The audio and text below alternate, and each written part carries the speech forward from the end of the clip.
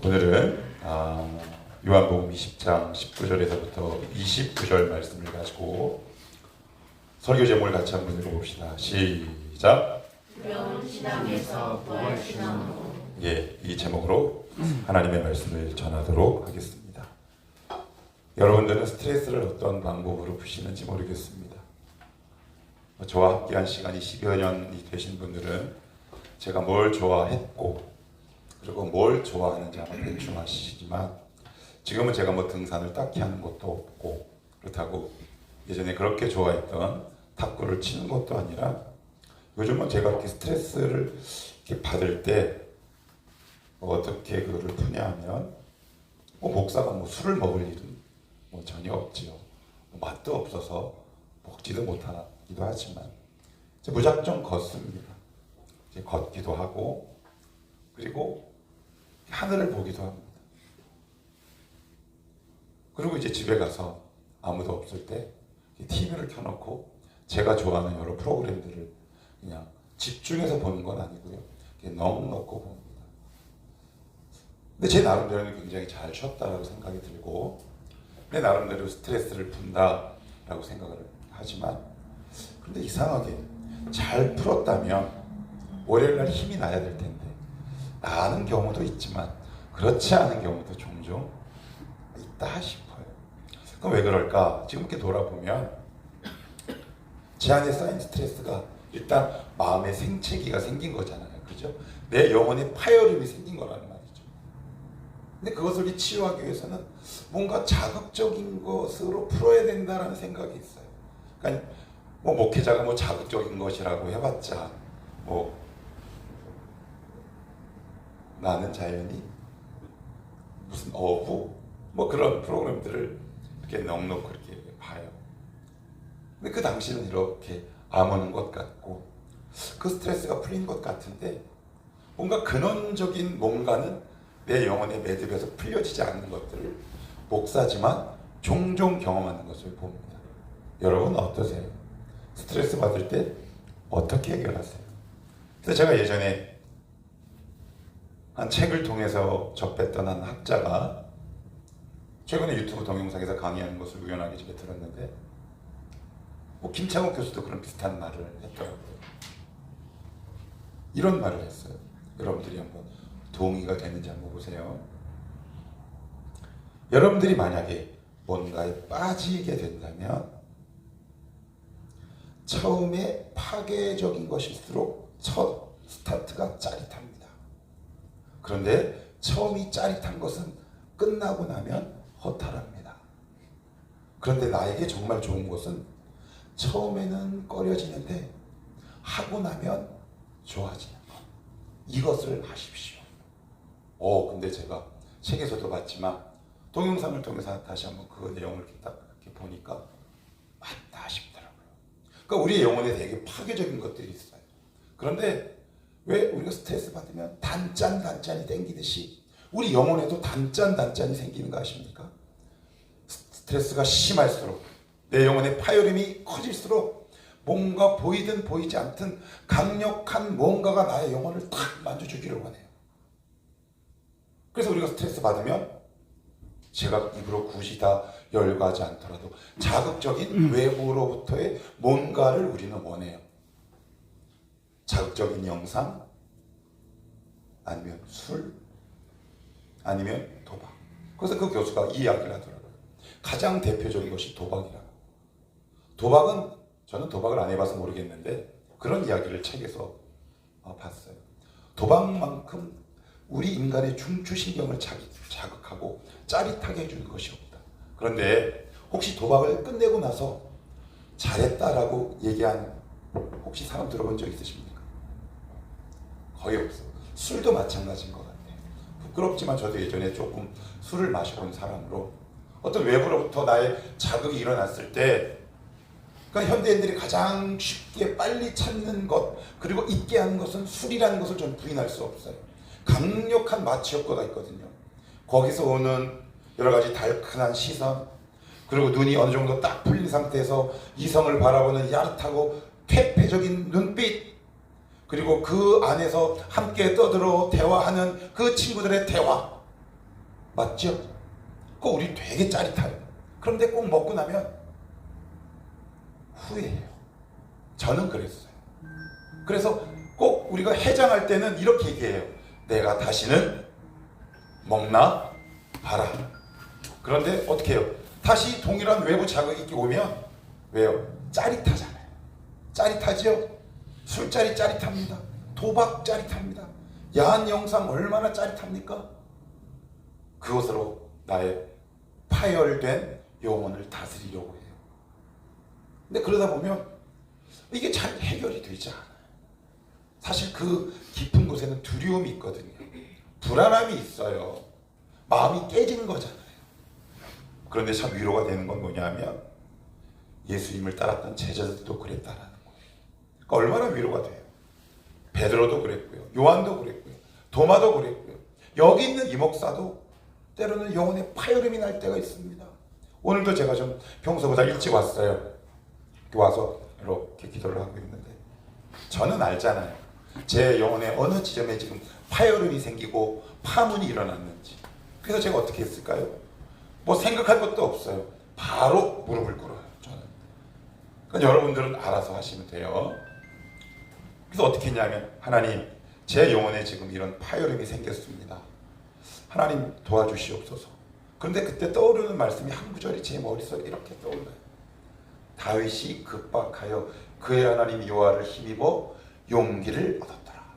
그 말씀을 탁 붙들고 하나님, 제 영혼에 파열음이 생겼습니다. 주님, 이기게 하옵소서. 믿거나 말거나인데 왜 이렇게 마음이 평안할까요? 내 영혼에는 분명히 파열음이 생겼는데 나의 마음은 일순간 뭔가 흔들렸는데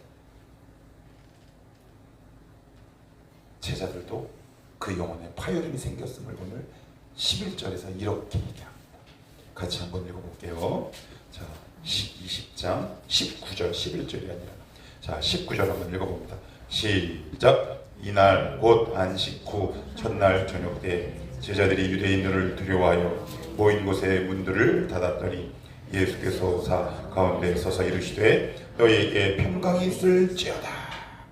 예수님이 지금 부활하셨어요. 안식 후 첫날은 주일이에요. 주님이 언제 돌아가셨습니까? 금요일 저녁. 언제 부활하셨습니까? 주일 새벽에 부활하셨어요. 그러니까 만 이틀이 채 안 되고 날짜스로 3일입니다. 그러니까 주님은 지금 제자들 바로 곁에 계세요. 그런데 제자들은 어떤 생각을 했냐? 우리 주님 돌아가셨어요. 그죠? 그런데 유대인들을 두려워했답니다. 아, 우리도 같은 반역죄로 몰리겠지. 아, 너 예수 무리지? 예수를 따랐던 사람이지? 교회 다녔지? 이런 손가락질과 이런 신변안전의 위협들을 느껴 그들이 했던 행동이 뭐냐면 문들을 닫기 시작합니다. 문들을 닫아요. 그런데 여러분 생각을 해보십시다. 여기가 지금 지역이 어디입니까? 팔레스타인입니다. 반건조죠. 바로 옆에만 가면 사막이죠. 근데 문들을 계속 닫고 있으면 에어컨이 있겠습니까? 선풍기는 환풍기도 없는 판에 그 더운 날씨에 문들을 닫았다는 것은 제자들이 갖고 있을 두려움의 크기가 얼마나 컸는지 성경은 지원하고 있는 겁니다. 근데 더 놀랍고 안타까운 건 그들이 내놓은 해결책이 문을 닫는 겁니다. 문을 닫아요. 유대인들이 너무 무서웠어요. 그래서 오늘 사도 요한은 이 표현을 한 번 더 사용합니다. 그 표현이 어디서 사용되냐면 26절 같이 한번 읽어봅시다. 시작. 여드레를 지나서 제자들이 다시 집안에 있을 때 도마도 함께 있고 문들이 닫혔는데 여기 보시면 보세요. 26절 며칠이 지났어요? 여드레 1일날 문을 닫았는데 9일까지도 문을 닫고 살았대. 정상적인 생활이 가능하겠습니까? 그러면 왜 사도 요한은 문들을 닫았는 데라 이 표현을 두 번이나 반복할까요? 단순히 눈에 보이는 물리적인 문이 닫힌 게 아니라 그들의 영혼이 닫힌 겁니다. 마음이 꽉 닫혔어요. 사람의 마음의 문이 닫히면 이게 하나님 말씀이 잘 안 들릴 때. 왜 우리 그런 말 하죠? 야, 두려우면 기도해.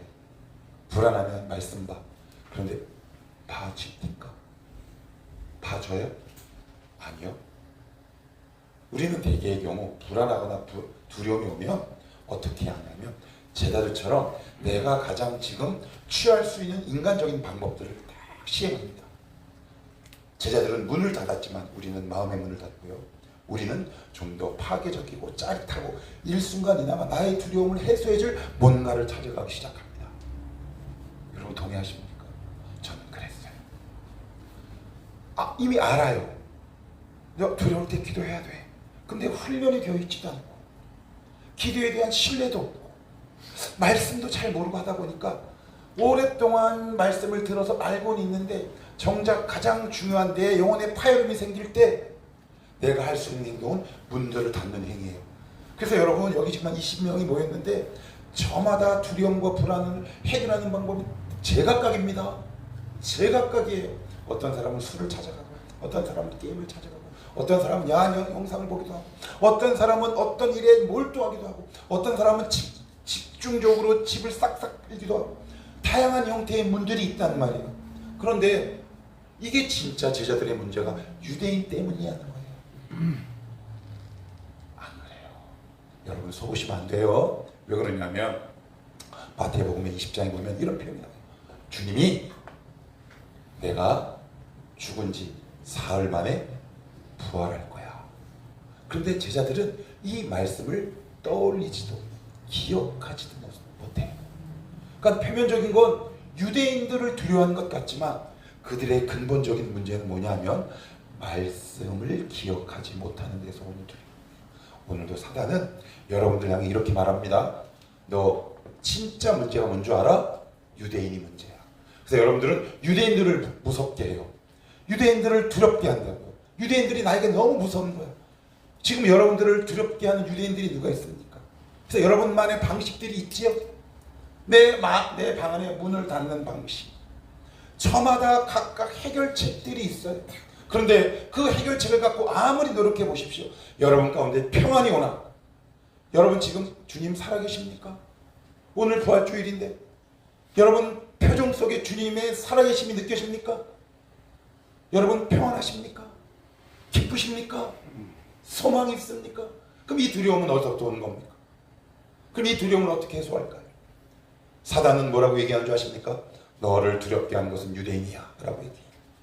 그래서 오늘 19절에 유대인들을 두려워하여 문을 닫았다. 눈에 보이는 표면적인 문제로 인해 문을 닫았다. 성경은 지금 우리에게 이렇게 얘기합니다. 그런데 만일 제자들이 예수님이 3번에 걸쳐서 하셨던 말씀, 내가 죽고 나서 3일 만에 부활할 거야 라는 그 말씀을 한 명만 기억했어도, 한 명만 믿었어도 그들은 두려움에 떨지 않습니다. 그러면 나의 진짜 두려움은 뭐에 대한 두려움이다? 말씀의 불신에 대한 두려움입니다.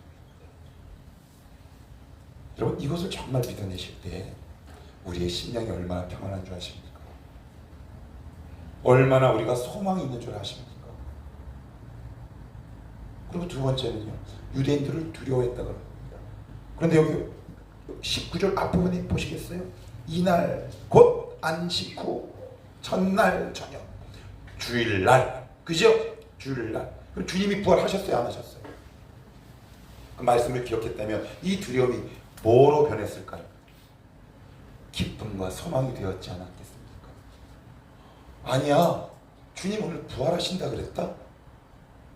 우리가 하는 대부분의 걱정은 거의 눈에 보이는 유대인들에게 제약당했기 때문에 그렇습니다.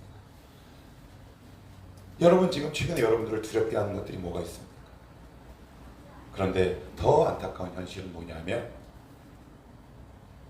정말 두려우면 말씀이 귀에 하나도 안 들려요. 말씀이 귀에 하나도 안 들려요. 저는 대충 느껴집니다. 아, 말씀이 들어가는구나. 아, 흘러가는구나. 그래서 주님이 어떤 역사를 베푸는 줄 아십니까? 그런 우리의 연약함을 아시고 이게 이제 이 말씀이 되게 소망이 되더라고요. 여기를 한번 봅시다. 19절 제가 한번 읽어볼게요. 모인 곳에 문들을 닫았더니 예수께서 어떻게 해요? 오사. 그래요, 오사. 자, 그리고 26절도 아까 읽었지만 다시 한번 읽어봅시다. 시작.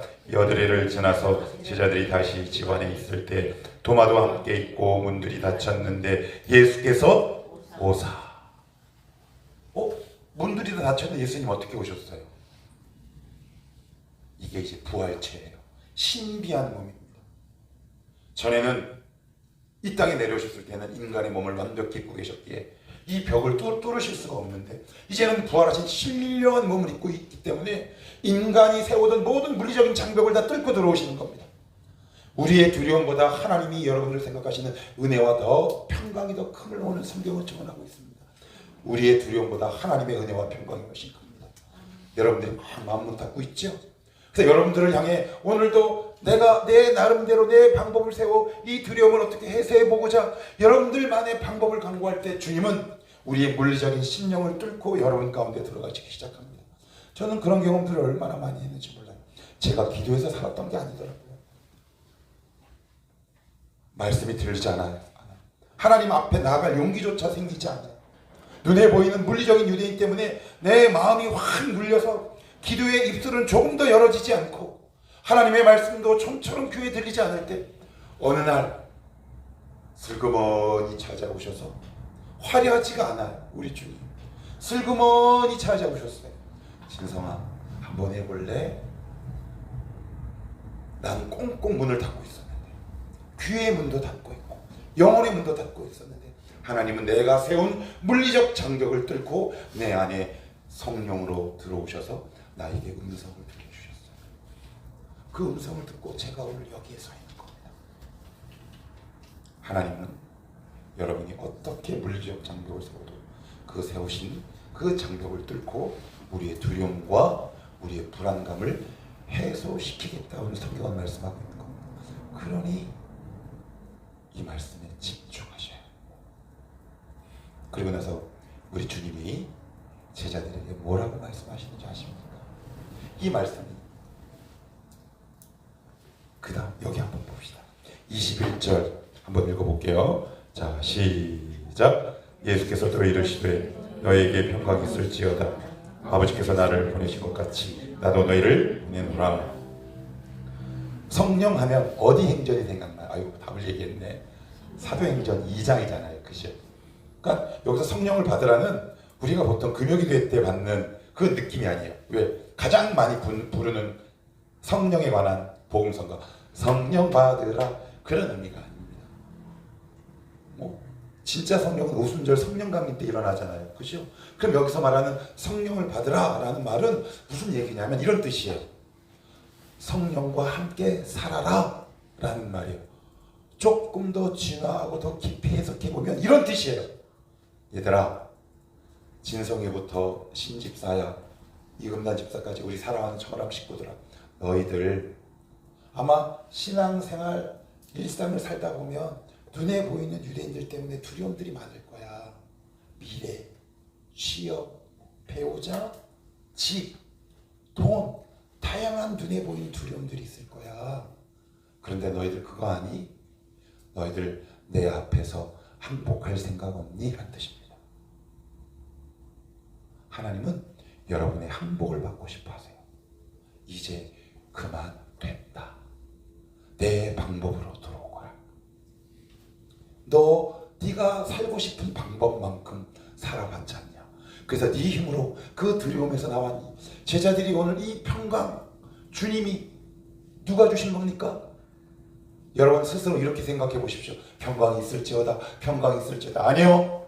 내가 주는 평강은 이 세상이 주는 것과 같지 아니하니 평강은 주님만 주실 수 있습니다. 여러분이 아무리 스스로를 세뇌해도 평강은 우리 안에서 자생할 수 없거든요. 그래서 오늘 본문을 통해 우리에게 이렇게 말씀하고 있는 겁니다. 너희들 문을 닫을 거야. 아마 어려운 일이 있을 때마다 너희들 나름대로 방법을 강구해 보겠지. 그렇지만 이제 내 앞에 항복해보지 않겠니? 그래서 주님 앞에 항복한 제자들이 오순절 성령 강림을 기다리며 하나님 앞에 무릎 꿇기 시작합니다. 어떤 사람이 무릎 꿇나요? 하나님 앞에 두 손 두 발 딱 든 사람이 기도합니다. 하나님 도와주십시오. 제 힘으로 되지 않습니다. 어제도 제 아내라 개척교회 목사가 할 수 있는 이런저런 이야기를 합니다. 그런데 제 아내랑 이렇게 이야기를 갈무리했어요. 우리 교회는 진짜 가진 게 없다. 그러나 그래서 하나님께 기도할 거야. 왜요? 저는 하나님 앞에 항복했거든요. 그래서 하나님이 도와주십시오. 이 교회 제 능력으로 해낼 수 없습니다. 저만 그렇습니까? 여러분 가정 속에 산적해 있고 산재해 있는 다양한 삶의 문제들을 여러분이 해결할 수 있다고 믿으십니까? 믿으시면 제자들처럼 여러분들만의 방법으로 살아내십시오. 그렇지만 평안과 기쁨은 없습니다. 오늘 이 본문을 통해 주님이 오늘 우리에게 이렇게 초청하고 있는 겁니다. 너희들 어느 때까지 너희들 방법으로 살아보겠느냐? 이제 나한테 항복할 때가 되지 않았니? 두 손 두 발 들 때 되지 않았어? 라고 성경은 우리에게 말씀하고 있는 겁니다. 여러분 어떤 방법을 강구해 보셨나요? 어떤 해결책을 한번 해보셨나요? 그래서 문제가 깔끔하게 해결되셨나요? 아니면 여전히 불안하신가요? 저는 여전히 부족합니다. 건물도 없습니다. 물질도 그렇게 많지 않아요. 교인수도 많지 않습니다. 근데 저는 불안하지 않아요. 저는 유대인들이 너무 많아요. 두려워야 할 유대인들이. 그런데 그 문제를 가지고 하나님 앞에 이렇게 기도합니다. 하나님! 두 손 듭니다. 하나님, 저 말씀 신뢰한 거 아시죠? 주님 도와주십시오. 그러면 하나님이 저에게 기쁨과 소망을 주십니다. 희망을 주세요. 그 문제 때문에 무릎 꿇지 않는 담대함과 용기를 주십니다. 왜요? 저는 말씀을 믿거든요. 제가 교환에 썼지만 요즘은 택배가 요즘 대한민국 중소상인이 큰 고민이랍니다. 태무랑 알리 때문에 대한민국에서 파는 가격에 4분의 1이나 5분의 1 가격으로 받아볼 수 있잖아요. 저도 얼마 전에 자그마한 물건을 주문을 했어요. 그 물건을 딱 주문하면 오전에 주문하면 점심 때쯤 제가 송장 번호라는 게 뜨잖아요. 그죠? 송장 번호를 인터넷에 이렇게 탁 칩니다. 딱 그러면 이천에 도착했습니다. 그죠? 그 다음에 부천으로 출발했습니다. 그리고 남부천 사무소에 도착했습니다. 그러면 저는 오늘 도착하겠구나 생각하고 그 물건을 기다립니다. 근데 그 송장 번호를 입력해 놓고 오늘 도착 예정입니다. 그리고 보통 요즘 택배 기사들은 문자로 친절하게 문자까지 보내주죠. 오늘 몇 시 사이에 배송 예정입니다. 그러면 기쁜 마음으로 기다립니다. 그런데 무슨 영문인지 우리 주님의 말씀은 인터넷에서 찍고 있는 송장 번호만도 능력이 없습니다. 송장 번호는 믿는데 말씀은 믿지 않습니다. 우리 신앙의 정말 핵심이 뭔가요? 이 두려움이 어디서부터 온 겁니까? 말씀에 대한 불신. 생각해 보십시오. 여러분들 송장 번호 믿습니까? 뭘 믿어요? 죽어있는 숫자인데. 근데 그것을 불신하는 사람도 없어요. 이게 5일 후에 올 거야. 안 올 거야 라고 생각하는 사람 있습니까?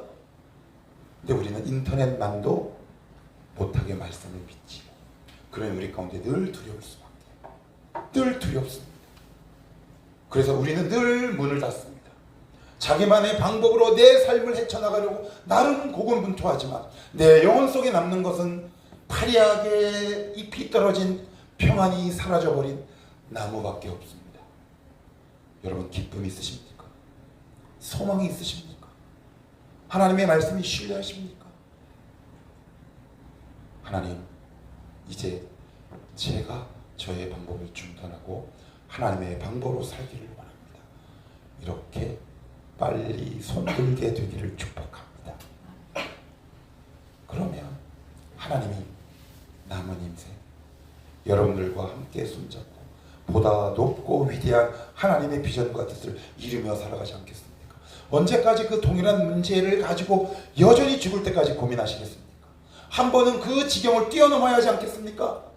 왜 동일한 유대인 그 문제 앞에서 왜 똑같이 계속 반복해서 넘어지십니까? 거기에 주신 말씀을 붙들고 하나님, 이 문제 하나님이 아니면 해결할 분 없음을 고백합니다 라고 하나님 앞에 여러분들이 부르짖는다면 내일 제가 히스기야 기도를 통해 말씀드리겠지만 히스기야에게 뭐라고 말씀하신 줄 아십니까? 너 죽어! 누가 말씀하셨다고요? 하나님. 근데 하나님의 뜻을 꺾을 수 있는 자가 이 우주상에 존재합니까? 그런데 히스기야가 기도를 통해 하나님의 뜻을 꺾습니다. 우리의 기도는 하나님의 뜻마저 꺾을 수 있다는 사실을 성경은 얘기하고 있는 겁니다. 근데 우리는 그 말씀을 믿지 않습니다. 손들지 않죠. 어느 때까지 불안하며 사시겠습니까? 왜 내가 예수 믿는데 내 안에 평안이 없어야 합니까? 여러분들에게 평강이 있게 되기를 축복합니다. 하나님, 이 평안이 나의 것이 되게 하옵소서. 내 눈에 보이는 유대인들, 사실 문제는 유대인이 아니라 하나님의 말씀을 신뢰하지 못한 제자들의 우매함이었음을 고백합니다. 제자들의 현실이 나의 현실임을 고백하오니 주님 용서하시고 이제는 주님 앞에 천기가 아니라 무엇을 어떤 기? 천기백기를 그만하시고 백기 만드십시오. 그럴 때 하나님이 우리의 인생을 어떻게 담금질하고 어떻게 인도해 나가시는지를 여러분들이 나중에 이 자리에서 감정할 수 있게 되기를 축복합니다. 목사님, 저것도 이렇게 했는데 하나님 이렇게 역사하셨어요. 저 마음이 너무 기뻐요. 이 문제는 여전히 해결되지 않았음에도 불구하고 저의 마음의 문은 활짝 열렸어요. 이런 감정 우리 청월함 식구들 10년 가운데 가득하시기를 주님의 이름으로 축복합니다.